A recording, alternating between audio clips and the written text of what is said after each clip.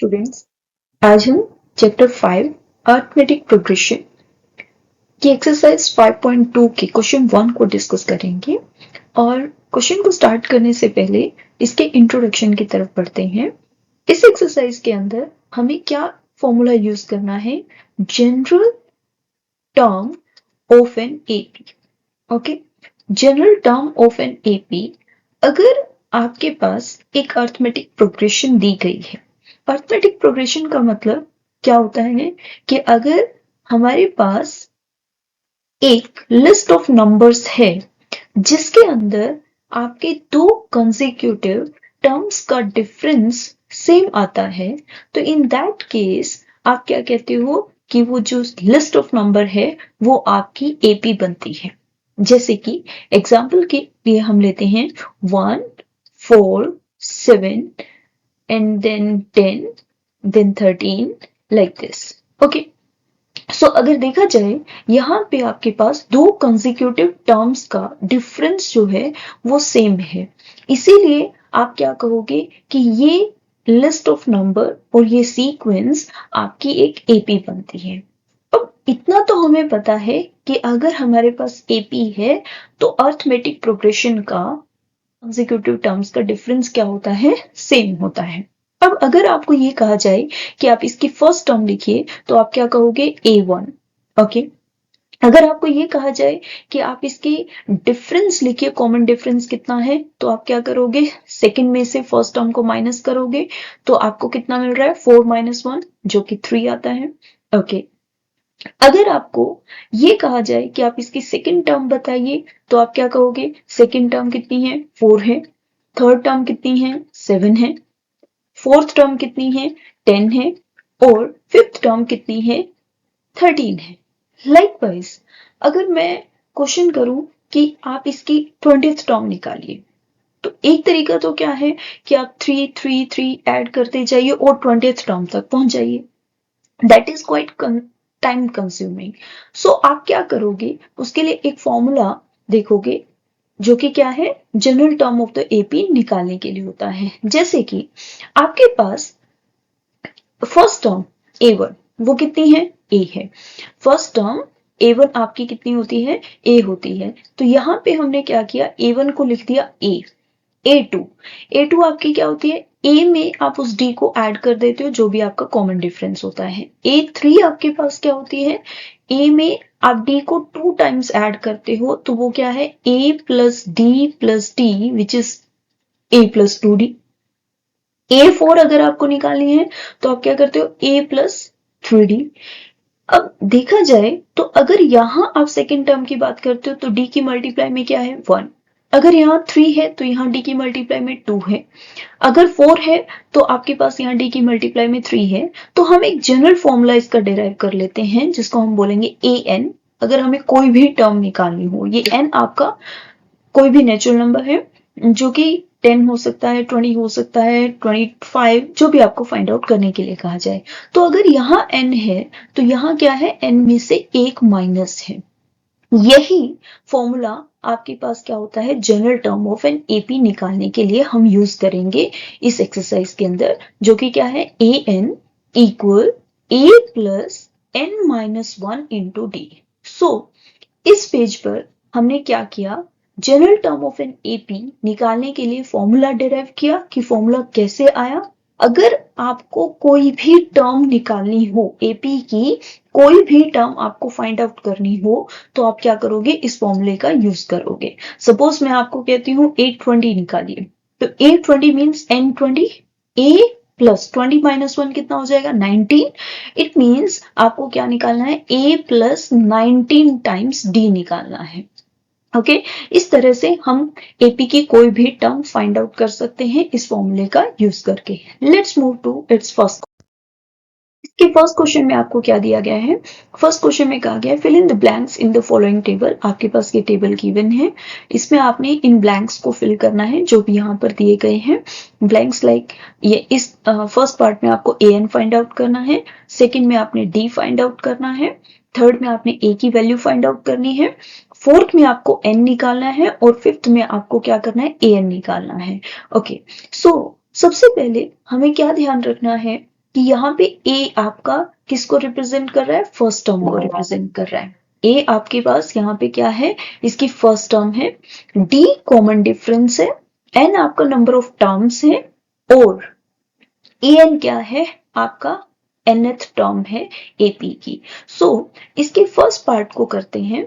First part में आपको ए दिया गया है 7, ओके, डी दिया गया है 3, ए 7, डी 3 है आपका, और एन आपका कितना है 8 है। और आपने इस क्वेश्चन के अंदर फाइंड आउट क्या करना है, ए एन ब्लैंक दिया गया है। तो यहाँ पे जनरल फॉर्मूला ध्यान रखिए कि ए एन क्या होता है, a n equal a plus n minus one into d. A n equal a plus n minus one into d. तो ए एन तो आपने फाइंड आउट ही करना है। अब जो जो वैल्यू गिवन है वो फॉर्मूले के अंदर पुट कर दीजिए। तो यहाँ पे ए 7, एन 8 और डी कितना है आपका 3 है। सो डी की जगह 3 रख देते हैं। अब 8 माइनस 1 कितना होता है 7, 7 टाइम्स 3 कितना हो जाएगा 21, और 21 प्लस 7 आपका कितना हो गया 28 हो गया। सो इस तरह से आपने इसकी ए एन टर्म निकाल के दिखाई है, जो कि क्या आएगी 28। सो आप इस ब्लैंक के अंदर 28 फिल कर सकते हो। नेक्स्ट आपके पास इसका सेकंड पार्ट है, और सेकंड पार्ट में आपको ए कितना दिया गया है -18। ए आपका -18 है, ठीक है। आपको डी यहाँ पे दिया नहीं गया, इसका मतलब आपने फाइंड आउट करना है। एन आपके पास कितना है 10 है, और ए एन आपको 0 दिया गया है। ओके, सो सेकंड पार्ट में ए आपका कितना है -18, आपका एन 10 है, और ए एन 0 दिया गया है। सो फॉर्मूला यूज कीजिए, a n equal a plus n minus one into d. तो ए एन आपका 0 है, ए कितना है -18 है, एन माइनस वन, एन 10 है, -1, डी आपके पास कितना दिया गया है फाइंड आउट करना है। ओके, सो 0 इक्वल -18, और 10 में से -1 करोगे तो आपको 9 मिलेगा, और 9D। अब अगर हम इस 18 को इस साइड लेके आएंगे ऑन द लेफ्ट साइड, तो आपका इसका साइन चेंज हो जाएगा और ये +18 हो जाएगा। सो 9D इक्वल 18। अब 9 यहाँ मल्टीप्लाई में है, तो ऑन द अदर साइड अगर ये इधर मल्टीप्लाई है तो दूसरी साइड आपका डिवाइड होगा, तो आपको यहां से d की वैल्यू मिलेगी कितनी 2। तो आपका d कितना है, इट मींस इस क्वेश्चन के लिए आपका कॉमन डिफरेंस कितना आया, d 2 आ गया। Let's move to the next part of this question. आपके पास क्या दिया गया है, थर्ड पार्ट में आपको ए निकालना है, ए फाइंड आउट करना है। थर्ड पार्ट में ए आपको फाइंड आउट करना है। डी आपका कितना है -3 है, और एन कितना दिया गया है 18, और ए एन आपका कितना है -5 दिया गया है। ये आपका डी गिवन है, ये आपका एन गिवन है, और आपको यहाँ पे ए एन भी गिवन है। सो आपने ए निकालना है, ए फाइंड आउट करना है। तो फॉर्मूले के अंदर सिर्फ वैल्यूज पुट करनी है। ए एन आपका -5, ए आपका फाइंड आउट करना है, एन कितना दिया गया है 18, -1, और डी की वैल्यू हमारे पास -3 दी गई है। सो यहाँ पे A N -5, A plus n -1 means 18 -1, जो कि कितना होगा 17, 17 टाइम्स -3 -51। अब ये नेगेटिव यहां दिया गया, तो दूसरी साइड आप क्या लेके जाओगे इसको, तो इसका साइन चेंज हो जाएगा, और ये +51 -5। सो ए की वैल्यू आपके पास कितनी आती है 46। सो इस क्वेश्चन के अंदर आपको ए फाइंड आउट करना था, जो कि कितना है 46 दिया गया है। Now let's move to the next part of this question, fourth part में आपको ए गिवन है -18.9, आपको डी दिया गया है कितना 2.5, और एन आपको फाइंड आउट करना है। एन हमें नहीं मालूम, यहाँ पे ब्लैंक दिया गया है। ए एन कितना है 3.6 दिया गया है। सो ए एन निकालने के लिए जो फॉर्मूला है वो क्या है, a plus n -1 into d. Okay, a n आपका 3.6 है, ए आपको 18.9 दिया गया है, एन हमें फाइंड आउट करना है, और डी की वैल्यू कितनी है 2.5 है। सो ये -18.9 जो इस साइड आपका नेगेटिव दिया गया है, तो इक्वल की दूसरी साइड आपका ये साइन चेंज हो जाएगा, प्लस का हो जाएगा। ओके, नाउ अब इन दोनों नंबर्स को ऐड करेंगे तो आपको कितना मिलेगा 22.5 इक्वल n की 2.5 से मल्टीप्लाई करोगे 2.5n हो जाएगा। n यहाँ पे 2.5 की 1 से करोगे तो 2.5 आ जाएगा। अब ये माइनस है, इक्वल के उस साइड 22.5 में ये नंबर आपका ऐड हो जाएगा और आपको इक्वल क्या दिया गया है 2.5 n। ओके, इन दोनों को प्लस करने पर आपका 25 आएगा। ये आपका 2.5 n है इक्वल 25। सो n की वैल्यू अगर आपने फाइंड आउट करनी है तो आप 25 को 2.5 से डिवाइड कर दीजिए। जब आप इसका डेसिमल हटाओगे तो आपको ऊपर 10 मिलेगा और n की वैल्यू हमें कितनी मिलेगी यहाँ पे 10।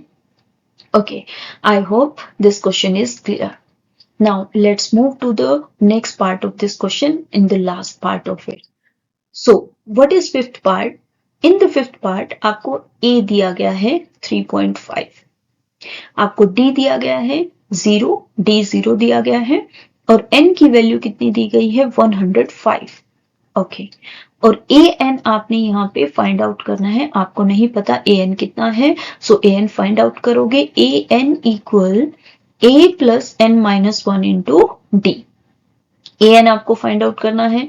A आपका कितना है 3.5 है, N हमें 105 दिया गया है माइनस 1 और D की वैल्यू कितनी है 0 है। सो AN इक्वल 3.5 और यहाँ कितना है 105 माइनस 1 104 टाइम्स 0। अब 104 टाइम्स 0 दे रखा है तो यहाँ पे ये आपके पास 0 की किसी भी नंबर से जब आप मल्टीप्लाई करते हो तो आपको 0 मिलेगा। तो AN की वैल्यू यहाँ आपको मिल गई 3.5। So this is the end of this question. I hope the question is clear.